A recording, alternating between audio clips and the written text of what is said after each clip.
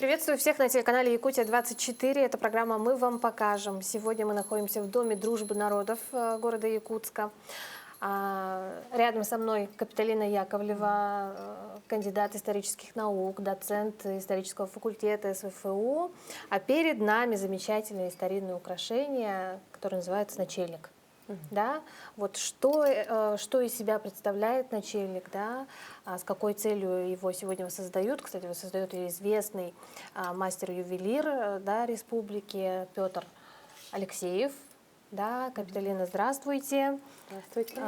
Для чего, с какой целью, да, было создано? И я знаю, что их всего в нашей республике буквально сосчитать на пальцах одной руки, да? Ну, данный начельник является полной реконструкцией, да, традиционного украшения якутского. И идея его создания была сначала для реконструкции для Бердикистякского музея. Да, здесь, получается, полностью воссоздали вот, головное украшение начельник бастына. И вот данное украшение уже создается для фонда самого мастера. Ну, насколько точно, да, оно передает вот старину, да, насколько точно оно, как это сказать, имеет, ну, как точную копию, да? Да, это точная копия. Вот вообще начельников бастына якутских сохранилось не так уж и много по всей республике в музейных коллекциях. Да. Есть, конечно, в коллекциях за рубежом, даже за пределами даже Российской Федерации. Да. И если говорить о самих начельниках, то очень много споров вообще существует. Почему, ну вот, допустим, на матерчатой основе, да? Так, давайте покажем. Тогда как, например, сейчас в основном женщины, ну, как все, наверное, видят, да, ну, носят в основном как металлический ободок.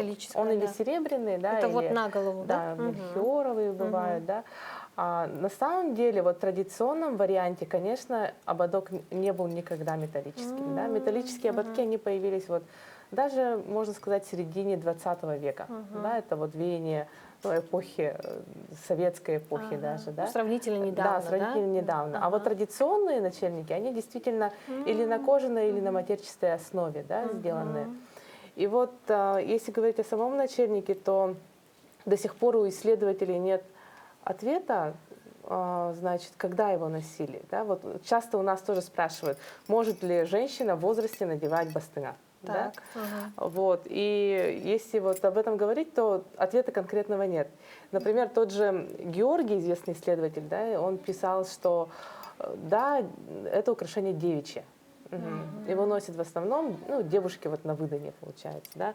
Носов тоже, да, наш известный исследователь говорит, что это действительно девичье украшение во время свадьбы, может быть, да. То есть для молодых девушек. Для молодых девушек, да, именно девушек на выданье, да, невест, получается. Но об этом, конечно, еще доказывает тот материал, который археологи находят. То есть, если говорить о том, на ком были бастына найдены, да, при археологических раскопках, то исследованиях, да, то это были в основном девушки тоже, да. Вот. Но позже уже исследователи, допустим, Мак, да, тот же, или вот, допустим, Савинов, да, они уже писали, что это женское украшение. Да, нет привязки именно к тому, что, в принципе, может быть, оно конкретно вот только для девиц на выданье, да, получается. При этом даже некоторые писали исследователи, что данное украшение сравнивают даже как-то с русским кокошником, например, да? Проводят параллели даже с начельниками, бурятскими начельниками, да, тоже есть подобные украшения, получается. Вот. И прямые параллели, если говорить вот о архаичности предназначения, да, данного украшения, то, скорее всего, они были связаны с тем, чтобы прятать волосы. Да? И, скорее всего, действительно, может быть, это касается именно девиц вот, на выданье, да, девушек на выданье. Потому что в традиционные волосы не должны были женщины показывать, соответственно, чужим мужчинам, да. Вот. Здесь очень много различных сакральных свойств волос с этим связано, да. И, соответственно, может быть, действительно, начельники, они вот как раз-таки, как такой вот, пришли из глубины веков, и вот связан как раз-таки с прятанием волос, да. Например, проводят параллели, допустим, с названием, есть такое покрывало у тувинцев для волос, как свадебное, и называется оно баштанга, практически так же, как баштанга. Звучит как, Да. да, на якутском Ага, то практически. есть здесь же говорится о том, чтобы, опять же, это покрывало было предназначено, чтобы скрыть волосы А девушки. мне вот интересно, как оно, вот это вот перед, это или наоборот? Вот так. Как? Вот так, получается, одевается. И вообще То есть вот это сзади, Сзади, да, да. задняя часть? Ага. начальники вообще разных форм есть, да, бывает только височные подвески. Мгм.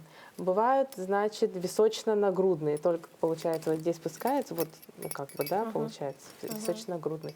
Есть только на спинные, например, да, Так. ага. А есть височно-нагрудные и на спинные, да, то есть это различные конфигурации. А вот существуют. почему сзади такая? Но это опять же связано вот с покрытием волос, Ага. с оберегом для волос. Ага. И как здесь продолжаются вот эти вот, Вот так. да? Мгм. Ага, то есть они вот такой вот длины, да? А длина от чего зависит?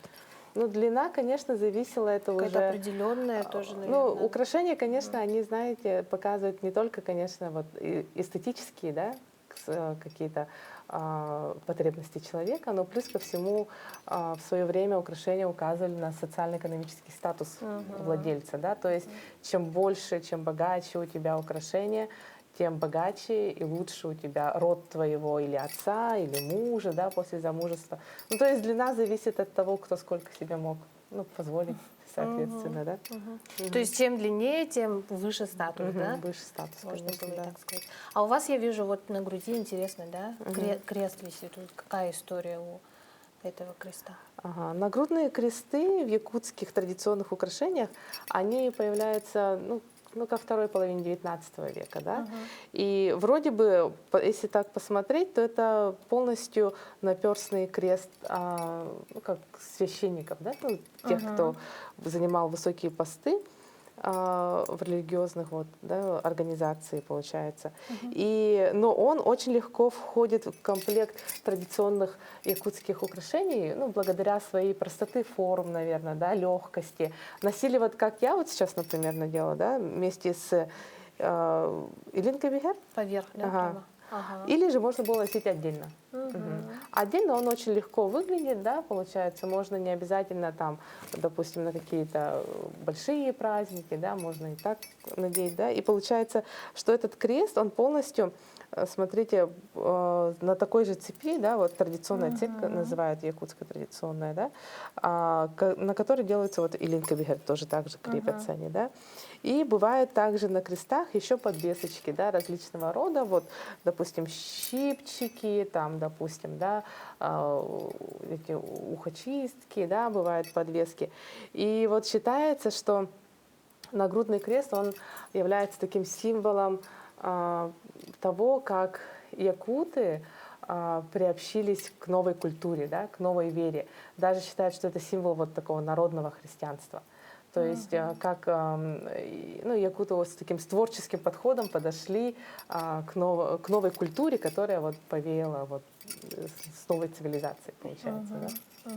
Ну, продолжая говорить об украшениях, которые на вас, не могу не заметить ваши серьги, да, очень красивые. К какому времени вот подобного рода серьги относятся? Такие серьги, это, конечно, тоже 19 век.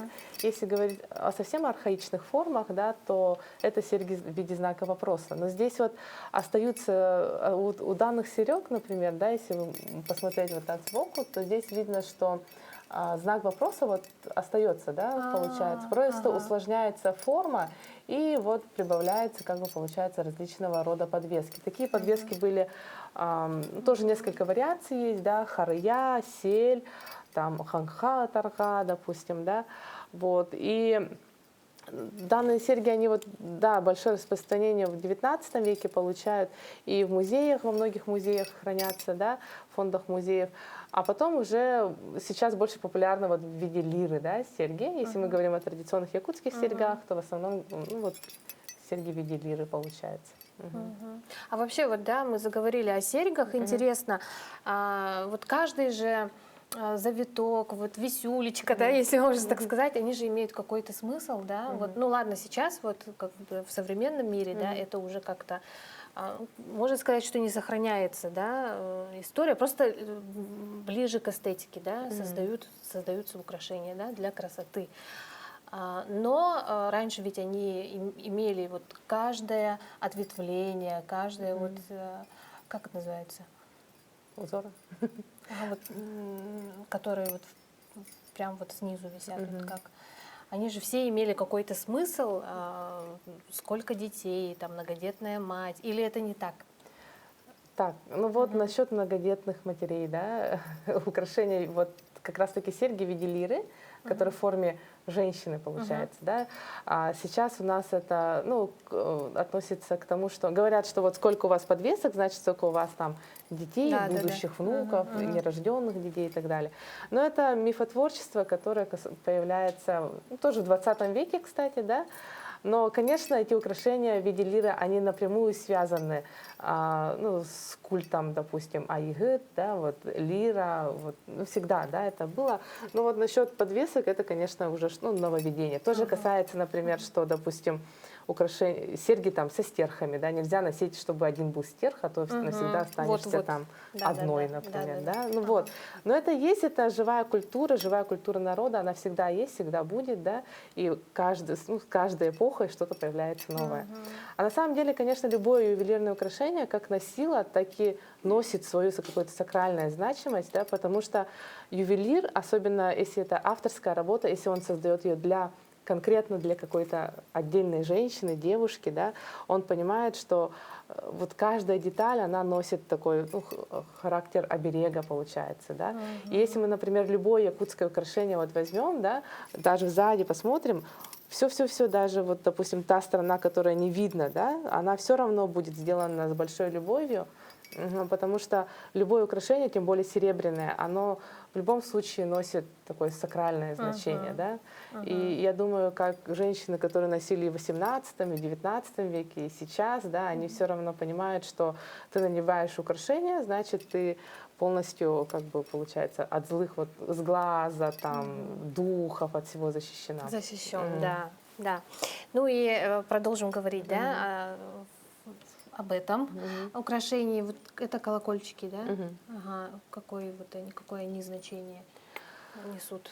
У якутские украшения, они все звенящие, шумящие. Вот даже мы сейчас разговариваем, у меня все шумит, да? Почему? Потому что, опять же, это связано с металлом, да, вот серебро, белый металл, юринкомис, да, то есть это металл, который напрямую, он тоже связан с богами. Ну и вообще любой звон металла, особенно серебра, он отгоняет вот тоже вот все негативное, да, вот злых духов и так далее. И вообще хорошую женщину считалось, должно быть сначала слышно, Да, а потом видно.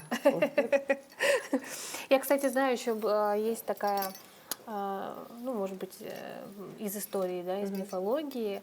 Раньше, поскольку избы были низкие, да, как раз-таки невеста или женщина, заходящая в дом, наклонялась, то есть слышно было, как звенят ее украшения, и только потом... Это связано с поясными украшениями как раз-таки, да. То есть, когда она заходит в дом, у нее обязательно должны прозвучать колокольчики. Это говорило о чистоте девушки. Вот. А вот, допустим, вот это украшение, это косоплетка, да, она вплетается в волосы.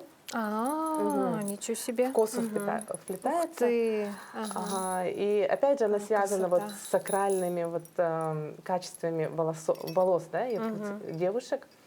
Но вот у многих народов, тюрко-монгольских народов, да, у них сохраняется особое такое почитание, что меняется прическа, как только выходишь замуж, да. Ну, в якутологии, в якутоведении не сохранились данные, к сожалению, про смене прически, например. Допустим, у хакасов там специально прямо обряд есть, да, у алтайцев, плетание в косу.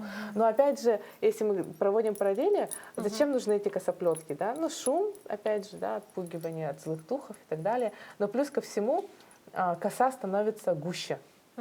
Чем гуще и чем длиннее волосы, тем здоровее женщина. Здоровее девушка, женщина, да. А чем здоровее женщина, тем крепче род, получается, да. И опять же, это вот с волосами все связано. Допустим, если мы в мифы тюркские проводить параллели с мифами, то есть такое, что дочь Тимирхана, она не могла выйти замуж, потому что она была плешивой, потому что у нее не будет продолжения рода, получается, да. Вот, то есть волосы должны чем гуще, чем длиннее, тем вот лучше, да. Капиталина, о чем мы не сказали? Ну, можно сказать, например, о Круге, да? о круге, да. Ага. Вот такая у нас кюн называется, солнце. И оно вот тоже, кстати, на уровне должно, груди. на определенном, да, находиться? Получается Ага. так. Вообще вот тоже в костюме üskünnah булахтахан, да, то есть на груди, на поясе и, получается, на шапке, да. Три солнца, три солнца. Но это связано, опять же, с представлениями якутов о том, что мы люди солнца, да, поклоняемся солнцу, это солярный знак, очень сильный знак, и мы его можем увидеть на многих украшениях. Как на перстнях, так на илинка бихер, калинка бихер, да, получается, на поясах обязательно бывает, да, это вот очень сильно один из самых сильных знаков якутских украшений.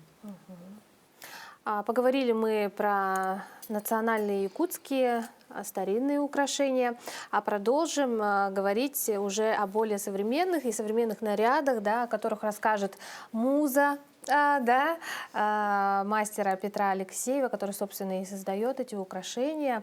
Это Айталина Алексеева, да, и ваша дочь, да? Ага. Здравствуйте. Здравствуйте. Что за необычные костюмы у вас? Давайте, рассказывайте нам. У нас интересно. костюмы швея.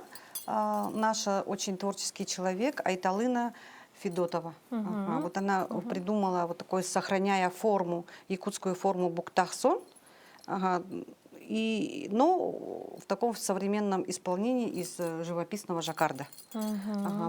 Можно повернуться назад, вот так, что оно такое. Это красота. Да, такое нарядное. Платье-пальто. Называется, да? Ну, у меня якутский, можно сказать, традиционный жилет, но он удлиненной формы. Уже удлиненный, это уже современность. Можно уже его носить и с блузкой и так далее. Не обязательно одевать холодай. Ну, вот украшения у вас тоже очень интересные, да? Да, Что украшения мой семья. Сейчас я подойду сюда и расскажу. Мой семья Петр Алексеев, мастер, сделал по Вилюйскому музее вот такой вот был. Вот единственное, что мы видели, задними подвесками. Подвесками здесь подвесочки в виде лопаты, вот как у меня. Это на шею, да? Это на шею, это да. на шею, да. это сзади у нас Это идет, сзади, да? да. Это сзади вот так на шею. Ну, вот он сделал такие вот более современные. На современный лад. На современный лад. Такие, это вот все ручная работа. На современный лад, адаптированные, можно носить и в пир. То есть они прям вот так можно и носятся, да? Да, вот как у меня. Так.